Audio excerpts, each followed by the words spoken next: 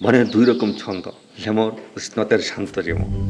বন মানেই শুধু হিংস্রতা নয়, এই বনের বুকে লুকিয়ে আছে দুই ভিন্ন ছন্দ, দুই ভিন্ন জীবনধারা। একদিকে চঞ্চল লেমর আর অন্যদিকে ধীর শান্ত স্লথ। মাদাগাস্কারের জঙ্গলে সূর্য ওঠার সঙ্গে সঙ্গে লেমুরদের দিন শুরু হয়। ডাল থেকে ডালে লাফানো, দলে দলে দলে বেঁধে চলাফেরা আর চোখে চোখ রেখে কথা বলা। লেমুরদের জীবন যেন এক গতির সঙ্গে বন্ধুত্ব করে বেঁচে থাকা। তাদের বড় চোখ শুধু সৌন্দর্যের জন্য নয়, অল্প আলোতেও তারা দেখতে পায় স্পষ্টভাবে। ফল, পাতা আর পোকামাকড় খুঁজে নেওয়া সবই হয় নিখুঁত হিসাব করে। অন্যদিকে দক্ষিণ আমেরিকার ঘাড় সবুজ বনে ঝুলে থাকে স্লথ। তার জীবনের কোনো তাড়া নেই, নেই কোনো তাড়াহুড়ো। এক একদিনে কয়েক মিটার এগোলেই তার জীবন, সেটাই তার কাছে সেটাই যথেষ্ট।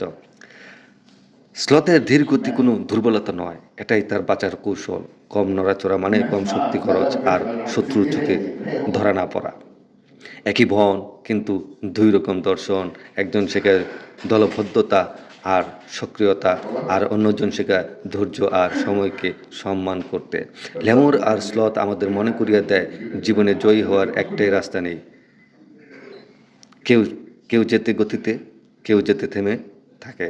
বনের এই দুই ছন্দে প্রকৃতির আসল ভারসাম্য। ধন্যবাদ।